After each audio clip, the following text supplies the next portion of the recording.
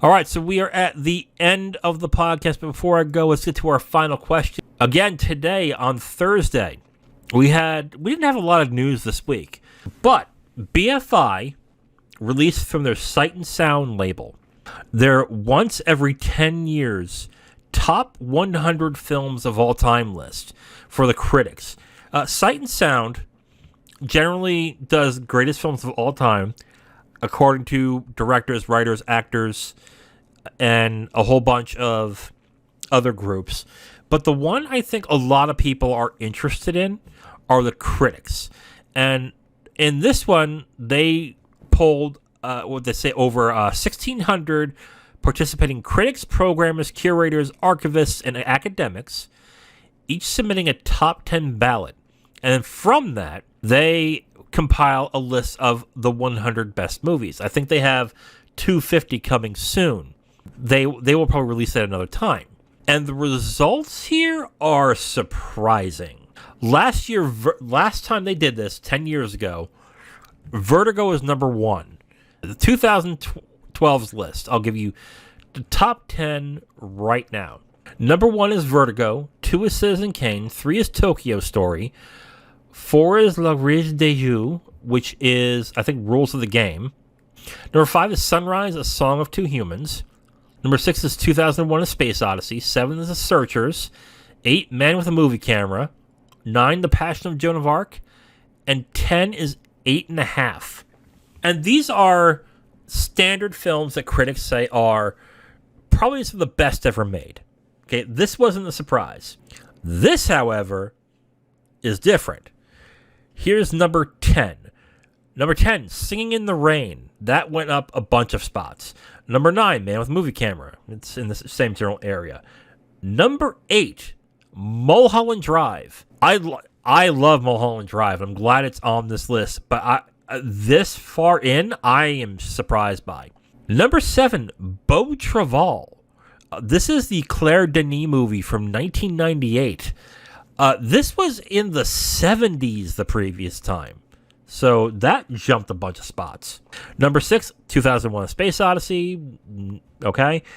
Number 5, Wong Kar-wai's In the Mood for Love.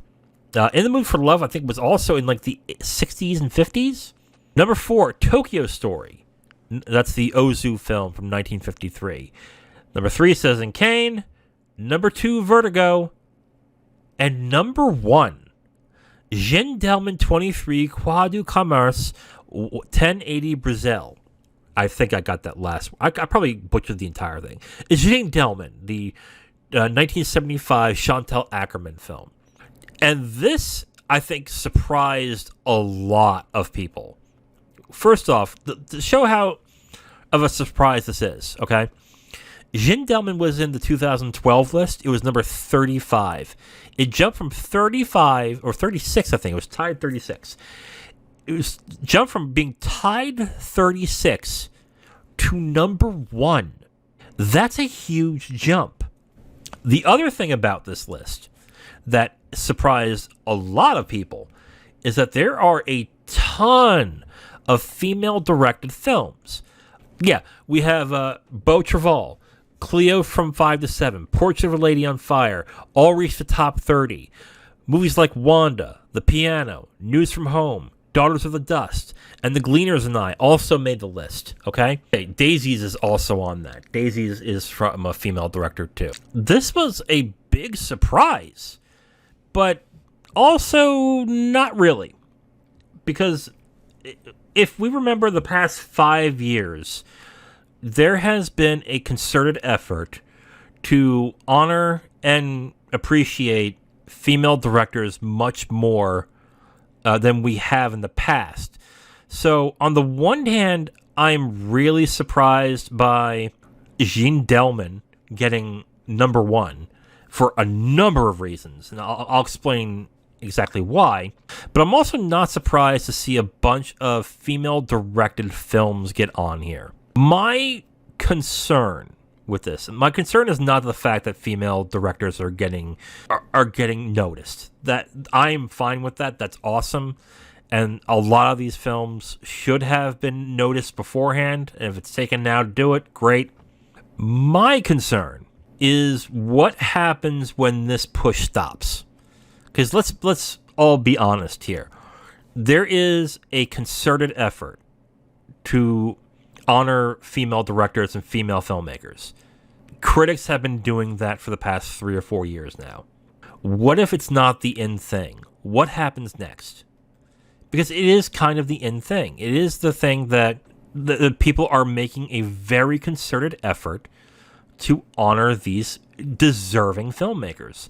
My fear is that, let's say in 2032, when this push is done, that I think a lot of these movies are probably either gonna drop off the list entirely, or they're gonna be jumped back to where they were previously.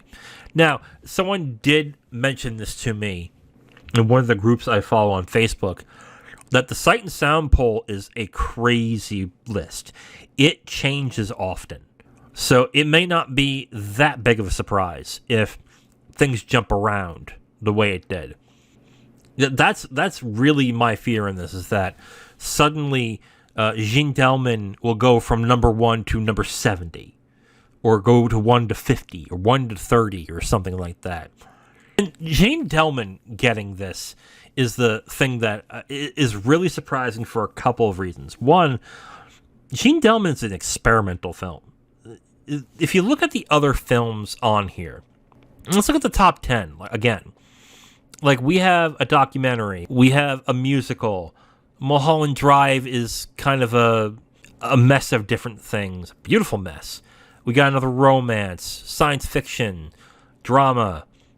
Jean Delman's very different. Jean Delman is a 3.5-hour film where all they're doing is following the main character in doing her chores and doing the things she has to do throughout the day. It's a 3.5-hour film. I haven't seen the movie, personally. I own it because I intend on watching it, and I've always intended on watching it, but I'm going to be dead honest. The runtime is, let's say this, the runtime and the themes is something I have to be in the mood for.